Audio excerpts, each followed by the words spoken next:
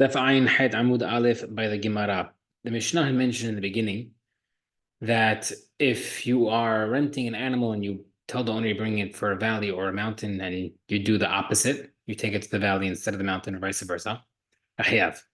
Then it started giving examples about whether it be in the situation to be patur. So the Gemara says, Mishnah Resha, how come in the first part of the Mishnah, the lokam of there's no difference whether or not how it died? Well, Mishnah Sefer, and then in the Sefer, in the second section, the second part, the kamaflig, it makes a difference in how it died. To be a chayav batur. Gemara says, Amr Resh in the beginning, Shemet Mahmata Avir died because of the air, because it was the Amrinian and Avira the Harakatla, Amrinian and Avira the Pikakatla. Says that if you, I told you to take it to the mountain, you took it to the valley. I told you to take it to the valley, I took it to the mountain, and it wasn't ready for that type of air. That's why it died. That's why it automatically chayav. Rabbi Yosef Brachin and Amari is an answer. It died because of exhaustion. I didn't tell you to take it to the valley. I didn't tell you to take it to the mountain. And it died because of exhaustion. That's your fault. A snake bit it. Yeah, why'd you take it there? There are snakes there. It's your problem. Whoever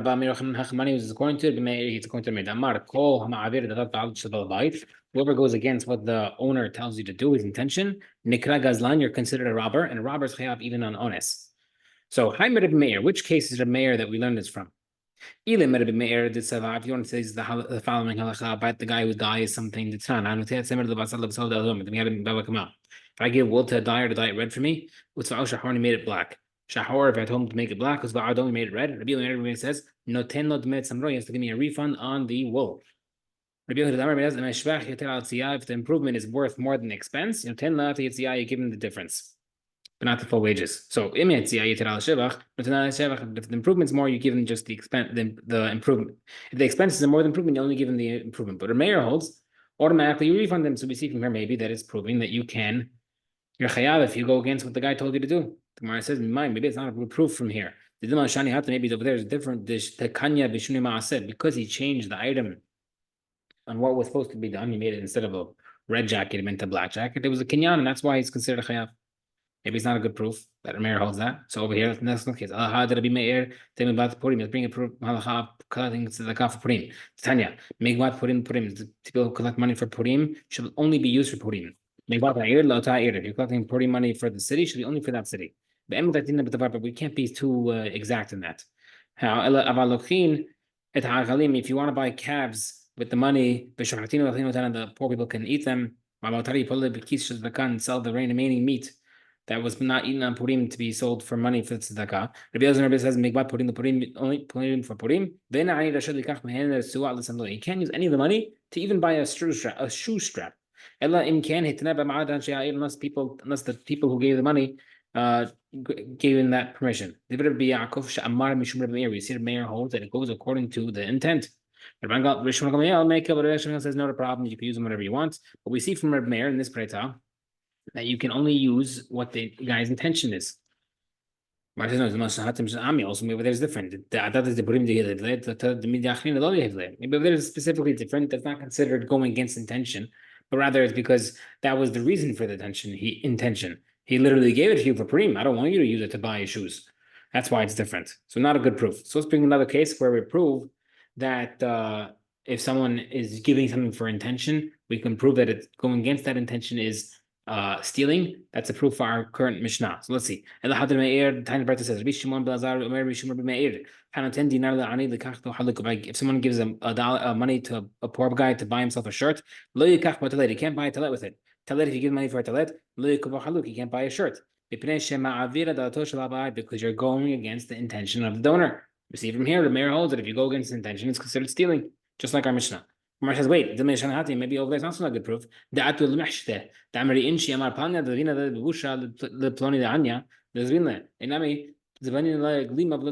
over there it's different because maybe the donor is makpid. The donor is strict on it. He wants to make sure that the guy buys what he's told him he's going to buy because people know this guy dedicated shirts or talets, and then if the guy buys something else, they're going to think that he didn't follow through his pledge. So maybe because of the reputation you're over there, the Gemara says, no, that's not the answer because it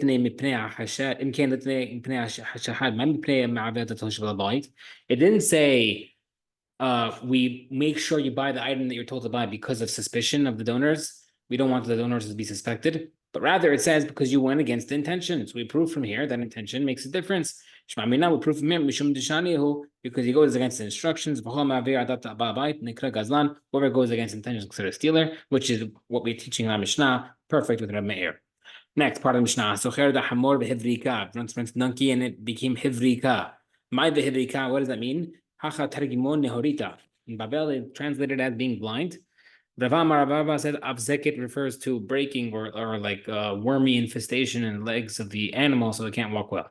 Ahud was the guy who told the king's officers, right, random story because he mentioned worms. Abzeket b'mota de malka, I saw moths or worms in the royal kingdom eating the king's garments. They told him, yeah, in a dream.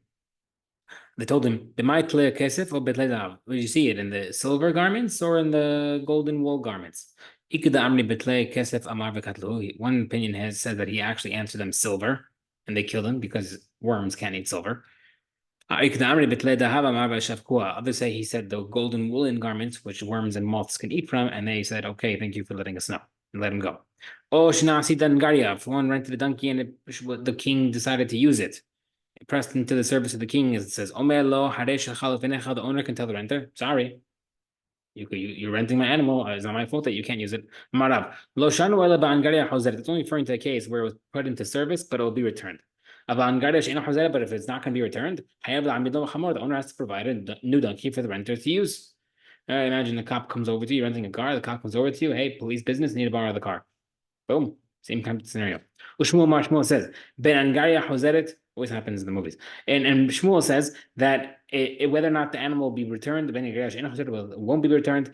If the animal was taken in the direction of its journey that it's supposed to be used for, the owner can tell him, sorry, you're bad luck. But it wasn't taken in that direction, he has to replace it because it's the owner's bad luck. Next, mitzvah. That's a question. Someone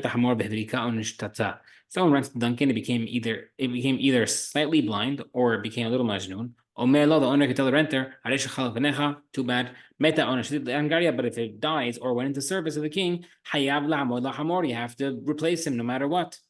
No problem against Rav. It's not a question because that's referring to a case where it went into service and it can be returned. That's why he doesn't have to do a replacement. And over here, the Braita where it says you have to replace it is referring to a case where he won't be returned. And then the Shmuel Kasha, but according to Shmuel, who doesn't make a difference between how long it gets taken away, it's a stira against him. How come he has to return it? The Gemara says, maybe you want to answer a question from Shmuel. It's not a stira. It depends on which direction the Mishnah where you're lenient is because it was taken while it was on this journey, and in the Braita you're chayav because it was not on the journey. That doesn't make sense. How many times say for the second Braita, the second part of the Mishnah said, the Braita said, Rabbi Shimon Bar Omer, if it was taken on the way, if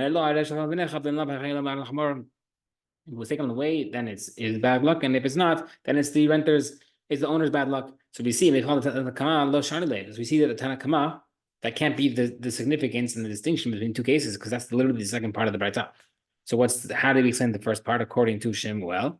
Shmuel answer, "Alav mi ika Rabbi Shimon Belazar the ka'ikavati aholek Rabbi Shimon Belazar. Ana ad amri Rabbi Shimon Belazar. I also like Rabbi Shimon Belazar that the owner does not need to replace the animal even when it's for a long time." He every has like Rabbi Shimon Lazar. But you have to explain the Braita. It's missing words, and I re-explaining it. Now it's going to be spelling out beautifully. Someone rents the donkey and it became partially blind or became a little majnun. You could tell the renter, good luck. If it dies or became part of the service of the king, he has to replace it. By the way, it's only when it was taken not in the direction of the journey. But it was taken on the way of the journey. He could tell him, sorry, it is what it is, and I don't have to replace it. Because he held he always holds that if it's on the way, it's the renter's bad luck, and if it's not, it's the owner's bad luck. When we say can we establish the Braita like Rabbi Shimon Lazar, but the first part of the Braita had mentioned, he rents the donkey, it became partially blind or little majnun. You can tell him, sorry, it is what it is. Keep using it as a rental. But Rabbi Shimon Lazar holds, someone rides a donkey, rents a donkey to ride it, Vehrika owner shaitan became majnun or blind, partially blind. Hayav laha milolo hamor. He has to replace it. So we see it's a stira. Gemara says no. Marabarav huna lerkov ale hashani. In that scenario, he's chayav. Rabbi Shimon was able to hold that it's chayav to replace it, because if you're riding a donkey, you can't have it partially blind. You can't have it partially majnun. It'll kill you.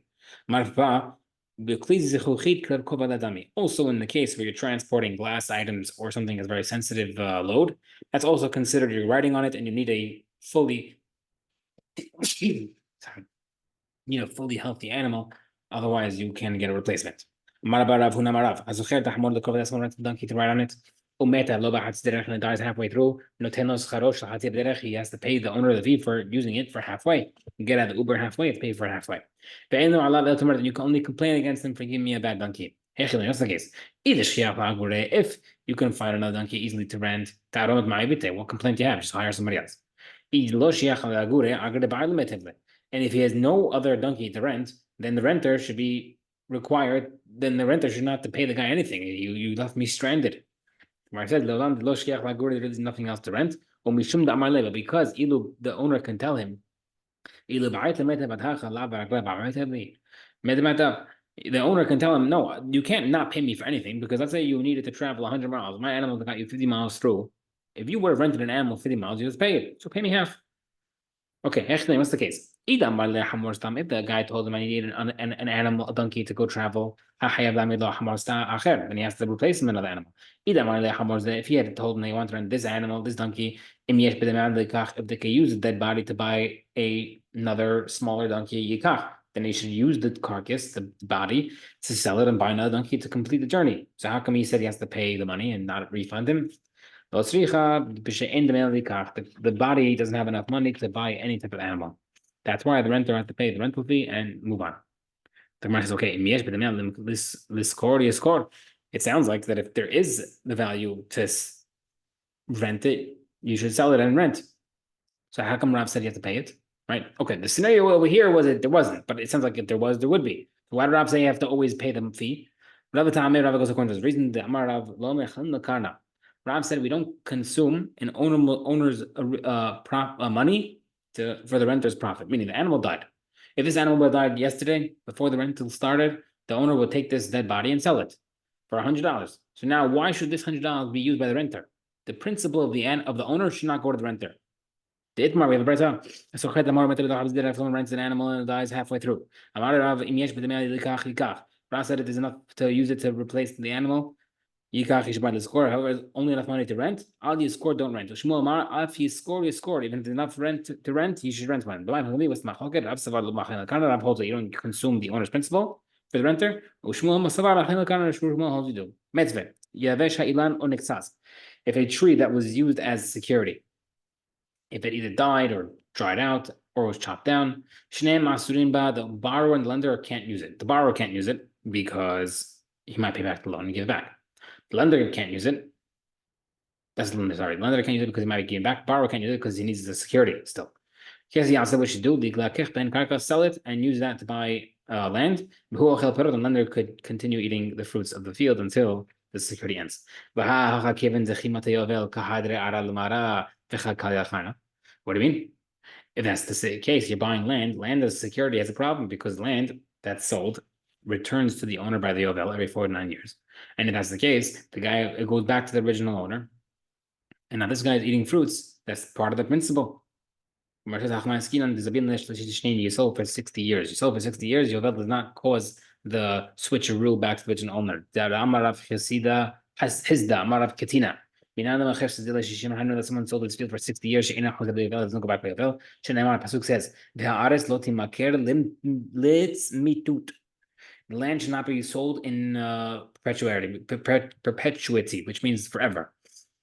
Which means Misha and Sham Yovel, instead, whatever Yovel remains in perpetuity will Yeshem meaning if there is a long-lasting sale, a no-ending sale, then Yovel will send it back. But if there is an end to the sale, like in this case 60 years, then Yovel will not send it back. Yet Stazu, which excludes this case, Sham and Sham Yovel, and it doesn't go back. So this scenario, maybe he did this, you'll do this type of sale that Yovel won't send it back, and therefore he can use the field. Gemara says, okay, but it's not the case. You're doing 60 years. If at the end of 60 years come, the land can go back to the original owner, the principal is consumed. So same problem. You didn't solve anything. The Gemara said, to change everything. Did no Yovel, destroyed no Yovel. Since now there's no Yovel, the land won't go back, and you have no problem. You could prove also makes sense because you could prove it. The this man if you thought it was done time in Beit HaMikdash where there is Yovel, and that we would eat the owner's principal, what would it help selling the tree? Chop the dead tree into pieces and use it as fuel. So the fact that we didn't use that must be talking about a case where you could buy land to keep it, to keep the main money in the principal. So that's not good proof. Maybe it'll be even in times of Yovel, and the term of the security will end 4 or 5 years before Yovel. Or else the guy would pay the borrower. The borrower will get money. He'll pay off the loan 4 or 5 years before Yovel. So the guy is able to use some benefit before Yovel arrives, and therefore you could be talking about a case where there is Yovel and the guy is able to use the principal without any situations.